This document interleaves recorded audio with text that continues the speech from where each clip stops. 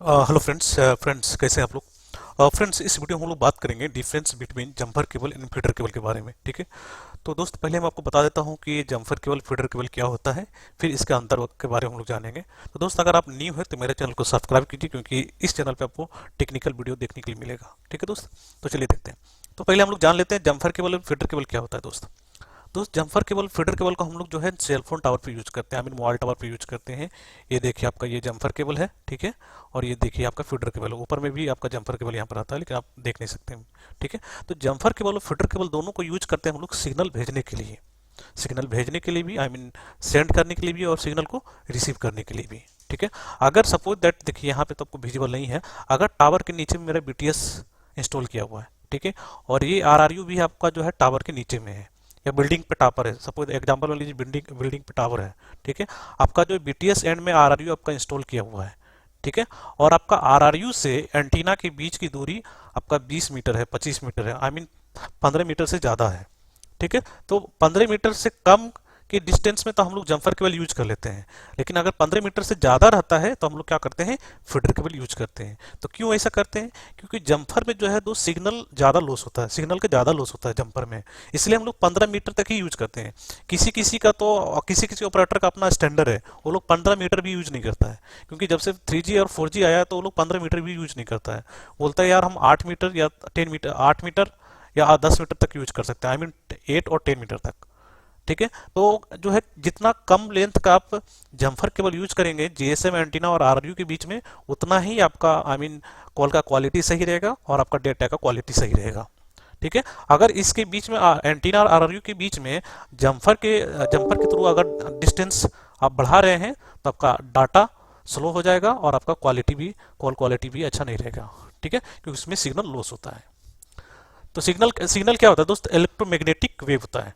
ठीक है, उसमें भी पावर रहता है, जैसे ये जो आपका ये फीडर है, ठीक है, अगर मेरा बीटीएस जो है, अगर मेरा ये एंटीना है, ये आरआरयू, तो ये एंटीना जो है टावर टॉप पे है, और ये जो आरआरयू है जो टावर के नीचे में है।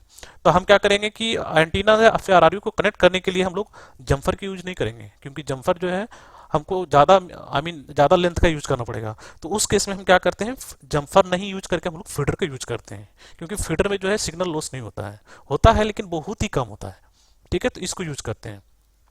ठीक है, तो इसको जो है हम पहले रेडियो में जम्फर के थ्रू हम लोग कनेक्ट कर देते हैं, क्योंकि जम्फर ज़्यादा फ्लेक्सिबल होता है। आपका ये फीडर फ्लेक्सिबल नहीं होगा, जितना आप जम्फर को मोड़ देंगे उतना फीडर को मोड़ नहीं सकते हैं। अगर फीडर को मोड़ेंगे तो पूरा बैंड हो जाएगा। ठीक है, फीडर आपका फट जाएगा यहाँ से। ठीक है, लेकिन जम्पर को आप जो ज़्यादा फ्लेक्सिबल होता है आप इसको मोड़ सकते हैं। ये भी एक अंतर है दोनों में, फीडर और जम्पर में।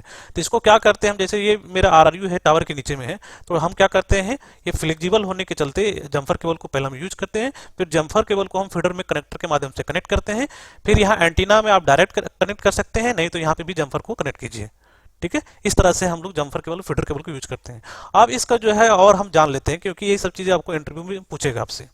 तो यहाँ पे पहले आप पढ़ लीजिए, jumper cable and feeder cable are use to connect GSM antenna and radio antenna on the cell phone tower. ठीक है, तो जम्पर केबल को ज्यादातर हम लोग क्या करते हैं, जीएसएम एंटीना, रेडियो एंटीना में कनेक्ट करते हैं। ठीक है, ऐसे भी हम डायप्लेक्सर में कनेक्ट करते हैं, टीएमए में कनेक्ट करते हैं, टेपर में करते हैं, स्टेपर में करते हैं, कंबाइनर में करते हैं, वो अलग बात है, लेकिन ज्यादातर हम लोग जीएसएम एंटीना से रेडियो एंटीना में हम लोग कनेक्ट करते हैं। ठीक है, फीडर को दो आई मीन जम्पर केबल और फीडर केबल को यूज करते हैं, ये दोनों एंटीना में कनेक्ट करने के लिए। ठीक है, फिर यहाँ पे है jumper and feeder cable use to send and receive signal from GSM antenna and RF antenna. जैसे मैंने आपको बताया कि ये दोनों केबल को यूज किया जाता है सिग्नल को भेजने के लिए और रिसीव करने के लिए। ठीक है, और हम इसके बारे में जानते हैं।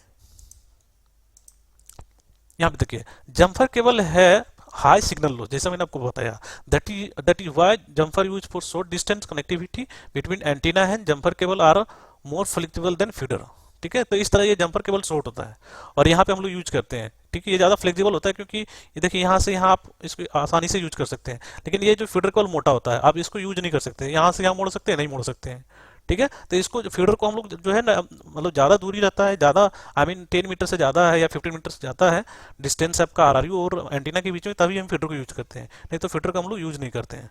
ठीक है, और ये फीडर केबल में देखिए, फीडर केबल को जिसको हम लोग कोएक्स या कोएक्सर केबल भी बोलते हैं, हैव लेस सिग्नल लॉस। इसमें देखिए हाई है, हाई सिग्नल लॉस है, तो इसमें क्या है, लेस सिग्नल लॉस है।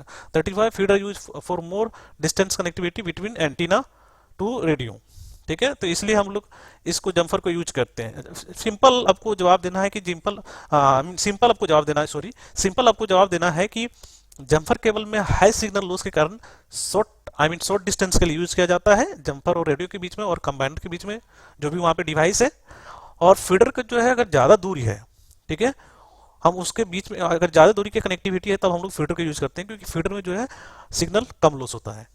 ठीक है, इस तरह से आपको जो है आंसर देना है अगर इंटरव्यू पूछता है तो दोस्त आई होप आप जान गए होंगे कि जम्फर केबल और फीडर केबल क्या है और क्यों हम लोग यूज करते हैं।